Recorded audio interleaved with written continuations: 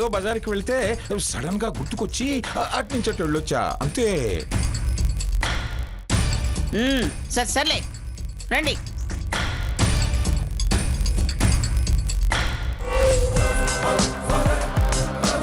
కదలరే. వస్తున్నామంగా.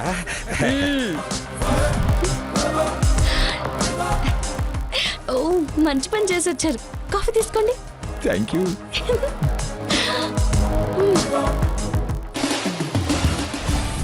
ఏంట్రా సీత జాబ్ పోవడం ఏంట్రా? డీటెయిల్డ్ గా తెలియదమ్మా. అదేంట్రా అలా అర్థాంతరంగా జాబ్ తీసేయడం ఏంటి? పైగా పర్మనెంట్ అయిన జాబ్ కదరా. అదే నాకు అర్థం కావడం లేదు. కనీసం భాస్కర్ ఉంటే ముందే తెలిసేది, ఏదైనా హెల్ప్ చేసేవాడు. ఏంట్రా ఇది? సీత అని పేరు పెట్టుకున్నందుకు ఆ సీతమ్మ వారిలా ఈ అమ్మాయి కష్టాలన్నీ అనుభవించేలా ఉంది.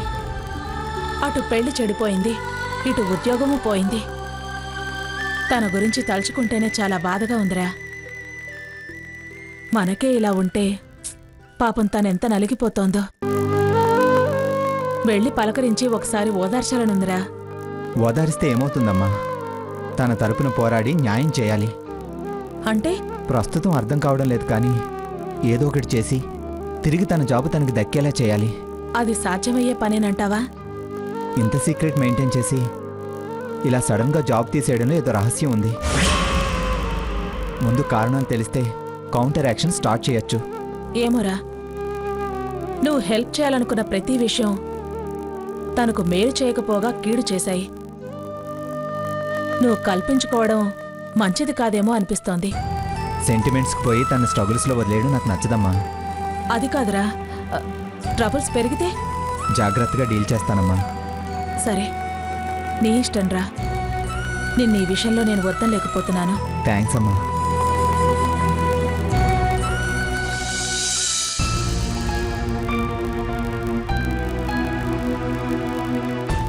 సీత, కాఫీ తీసుకోమ్మా. కాఫీ తాగి త్వరగా ఫ్రెష్ అయ్యరా.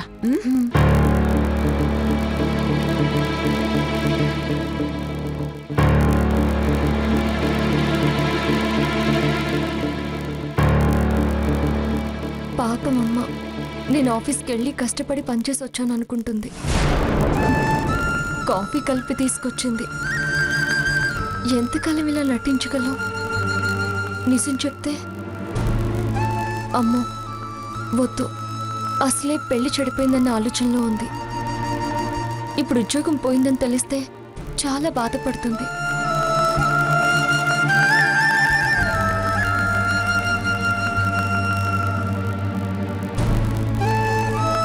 అయినా విషయం తాతయ్య గారికి చెప్పానుగా, 4 రోజులు ఆగుదాం. అయ్యో, తాతయ్య గారు మెయిల్ చేయమన్నారే. అయినా నా దగ్గర కాగితాలేమున్నాయి? ఆ సర్వీస్ రిజిస్టర్ ఒక్కటే. అది మెయిల్ ఎలా చేస్తాను? ఒకవేళ పోనీ తీసుకెళ్ళిస్తే అమ్మో, ఆవిడ గారు చూసిందంటే ఎలాగైనా ఆ రిజిస్టర్ తాతయ్య గారికి ఇవ్వాలి. మరెవరి ద్వారానైనా ఈ నిజం వాళ్ళకి తెలిస్తే నేను మోసం చేసిందాన్ని అవుతాను. చూద్దాం, ఎలా జరగాలని ఉంటే అలాగే జరుగుతుంది. అయినా ఏది నేను అనుకున్నట్టు జరిగింది కనుక ఇది జరగడానికి భయపడుతున్నావా సీత?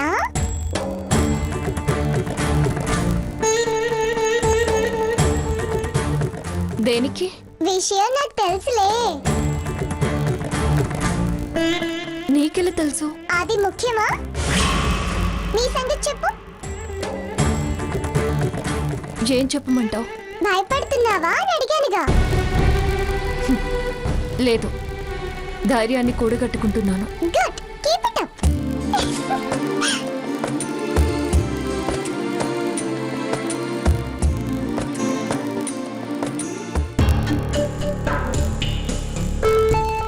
ఏంటి, గ్రానీ దగ్గర ఒక రకం, నా దగ్గర ఒక రకం. Double games ఆడుతున్నావా? డబులా సింగిలా అని ఏముండవు, అవతల వాళ్ళని బట్టే ఏ గేమ్ అయినా. నువ్వు తాతయ్య అమ్మ నాన్న అందరూ కలిసి అందరూ నా బుర్ర తింటున్నారు. ఎవరికి వాళ్ళు నీ గురించి అలాగే అనుకుంటున్నారేమో, ఆలోచించు. Hold your tongue. ఇరిటేట్ చేస్తున్నావు. హ, అసలు నీకు ఇక్కడేం పనే? వెళ్ళవుతానికి. ఇందాకే తాతయ్య గారు చెప్పారు, ఆవేశం కాదు ఆలోచన అవసరం అని. అంటే నేను ఆలోచన లేనివాణ్ణా? అది నేనెలా చెప్తాను? సెల్ఫ్ చెక్ చేసుకుంటే తెలుస్తుంది. షటప్. బావా, నాకు అర్థం కాక అడుగుతున్నాను. నా మీద కోపం ఓకే, మరి అంతకు ముందు నుంచే అత్తయ్య గారి మీద, మావయ్య గారి మీద, చివరికి తాతయ్య గారి మీద, ఆ రఘురామ్ మీద, మా అక్క మీద నీకు అసలు కోపం ఎందుకు? ఏంటి అన్నీ తెలిసి కొత్త డ్రామా మొదలు పెట్టావా? వాళ్ళేంటే నువ్వన్న కోపమే అని తెలుసు కదా, మరి అందులో నిన్నొదిలేసి వాళ్ళ పేర్లే చెప్తావే? మన మధ్య కోపాలదే ఉంది బావా, ఏదో 4 రోజులు అటు ఇటు, ఈ ఎడమొహం పెడమొహం వేరు పక్కలు పోయి అదిగో అలా గోడ మీద ఫోటోల బొమ్మల్లా పక్క పక్కనే అతుక్కుపోతాం. ఛీ, పో బావా, నాకు సిక్కిస్తుంది. ఎక్స్ట్రా చేయకు, పోవతలకి. పోవడానికి ఇవ్వడం లేవు. చూడు, చాలా తెలివిగా ప్రవర్తిస్తున్నాను అనుకుంటున్నావు.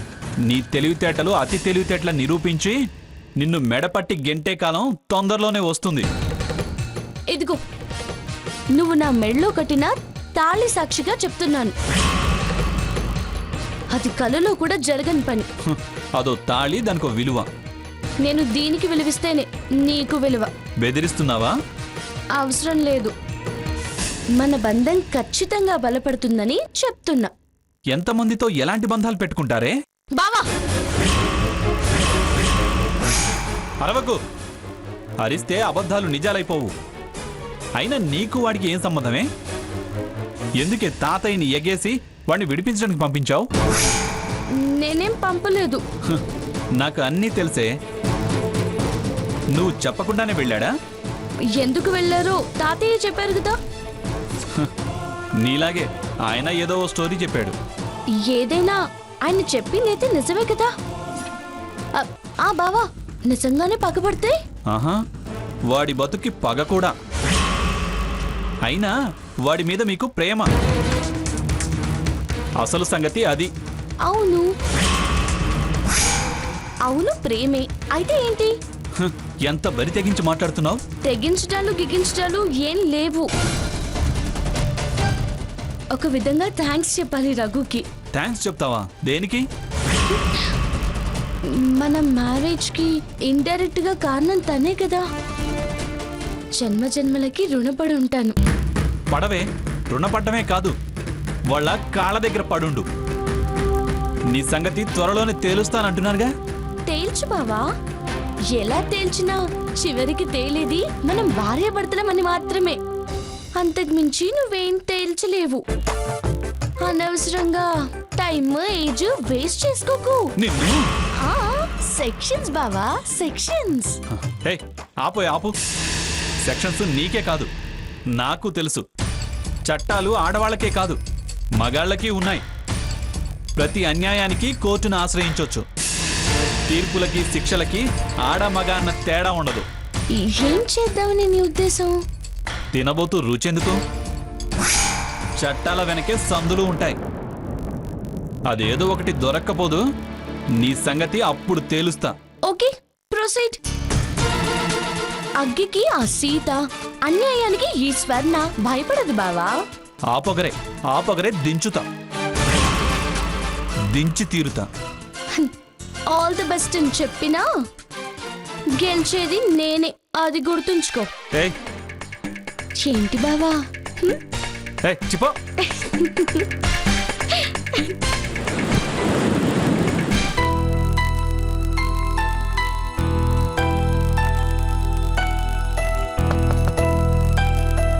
నమస్కారం బాబు. నమస్తే. తమరేంటి ఇలా వచ్చారు? కబురు చేస్తే నేనే వచ్చాను కదా బాబు. ఇది కబుర్ చేయాల్సిన విషయం కాదు, కలిసి మాట్లాడాల్సిన విషయం. అందుకే నేనే వచ్చాను. రండి బాబు, కూర్చోండి. ఆ, చెప్పండి బాబు, విషయం ఏంటి?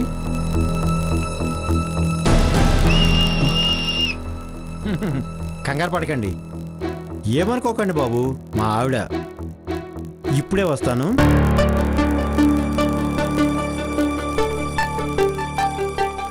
ఏమిటి? ఆ అబ్బాయి మంగమ్మ గారి మనవడు కదూ? నీకెలా తెలుసు? మొన్న పెళ్లిలో చూసాం కదా. అంతేగా. ఎందుకు పిలిచిన కారణం ఏంటి? అది తెలుసుకుందామనే. ఏడ్చినట్టుంది. సరే సరే కానీ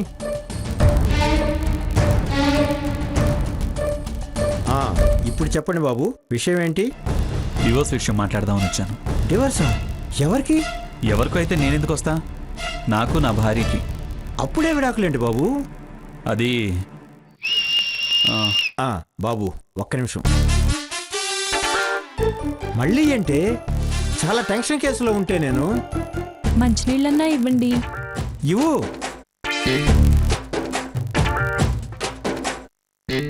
ముందు టిఫిన్ ఏదన్నా తయారు చేయి, లేక చేసినవి ఏమైనా ఉంటే పెట్టు. అర్థమైందా? హ్మ్.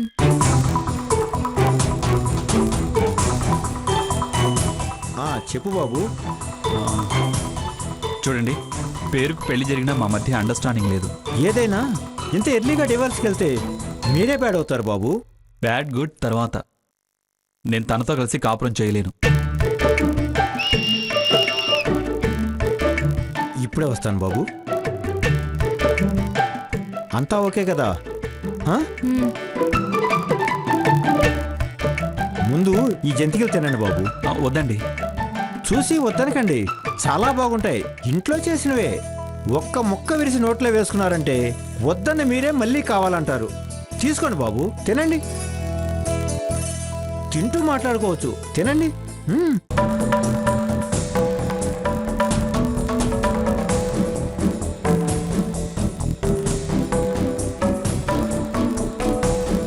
ఇంకో అబద్ధం ఆడితే జన్మంతా బ్రహ్మచారిగానే మిగిలిపోతావు.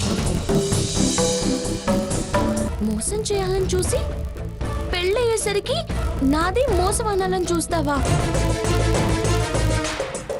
ఇక నన్ను గెంటాలంటే చాలా చాలా చట్టాన్ని దాటి రావాలి. మన మ్యారేజ్ కి ఇండైరెక్ట్ గా కారణం తనే కదా. జన్మ జన్మలకి రుణపడి ఉంటాను.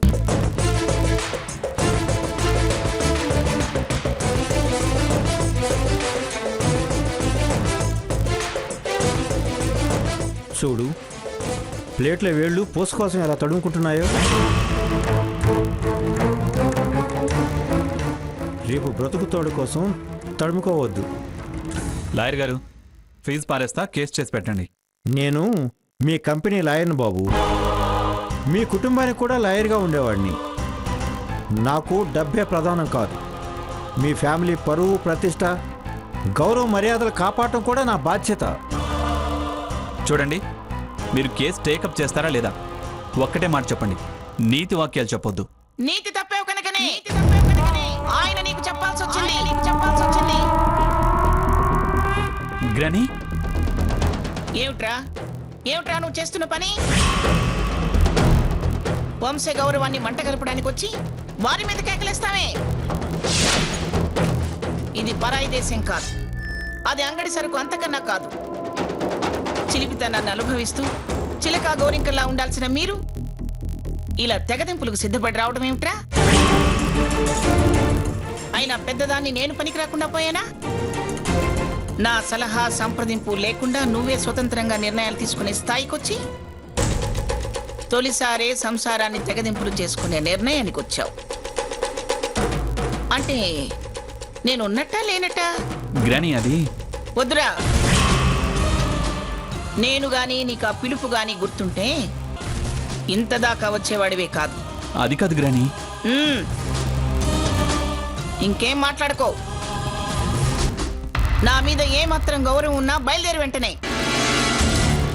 పిఠాపురం మంగమ్మ కొడుకుని కోడలతో సంసారం చేయనివ్వలేదు, మనవణ్ణి కూడా అలాగే చేసిందని పేరు పడితే ఈ వంశానికి పిల్లనివరిస్తారు?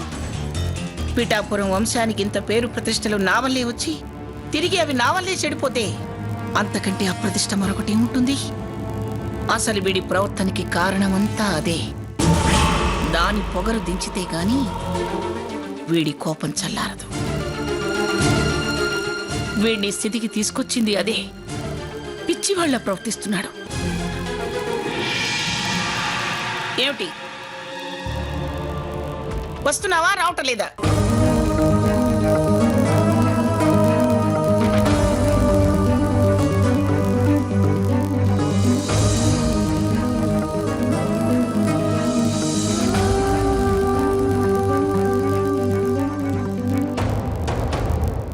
గ్రాని కన్నీళ్ళు పెట్టుకుంటోంది. అనవసరంగా నేనేమైనా తొందరపడ్డానా? చూడు సాకేత్, ఇప్పుడు నా వెంట నువ్వు రాకపోతే నన్నంటూ ఇక నువ్వు చూడలేవురా. గ్రాని, నేను చేసిన పెళ్లి నువ్వు చెడిపేసుకుంటే నేను ఉన్నా ఒకటే లేకపోయినా ఒకటే. గ్రాని, నువ్వు ఇంకేం మాట్లాడినా నేను మాత్రం మాట్లాడను కూడా.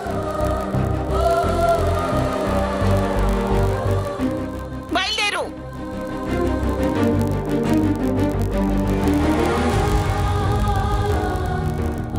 సరే పద గ్రాని.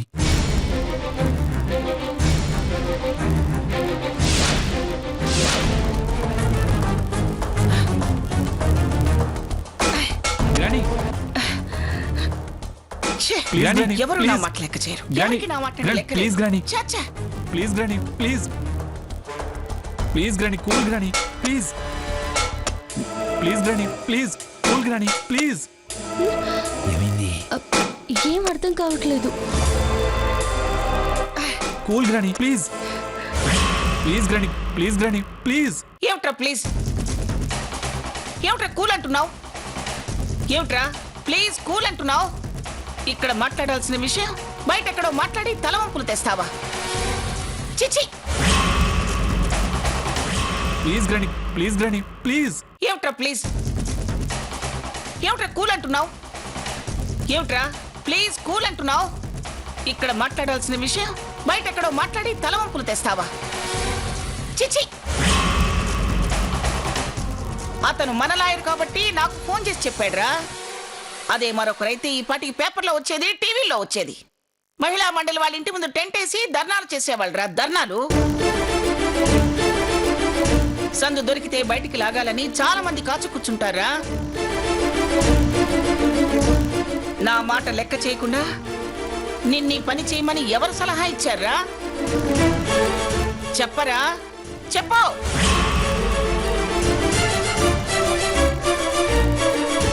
పదహారు రోజుల పండగైనా జరగలేదు. ఇలాంటి పాడు బుద్ధి నీకెందుకు పుట్టిందిరా? చాతగాని చవట దద్దమ్మలా ఈ పని చేయడం ఏమిట్రా నువ్వు? ఏ నాలాది పెత్తనం చేస్తుందని భయపడ్డావా? నాది పెత్తనమైతే మీ తాతగారు సహించేవారు కాదురా. జడ్జిగా చేసిన మనిషి. దానికి పద్ధతులు తెలుసని గౌరవంతో ఊరుకున్నారు.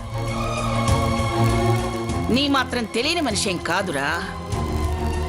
ఆయన మంచితనం తెలిసి నేను సర్దుకుపోతున్నాను. కాస్త జాలి దయా కల మనిషే. మంచితనంలో మారాజురా. అయినా పెళ్ళానికి భయపడిపోయే బతుకేం బతుకురా? నాది భయం కాదు గ్రాని. చాలే ఆపరా. ఆ మాత్రం అర్థం చేసుకోలేని దాన్ని కాదు నేను. అవునరా, నువ్వు దానికి విడాకులు ఇవ్వాలని నిర్ణయించుకున్నావు.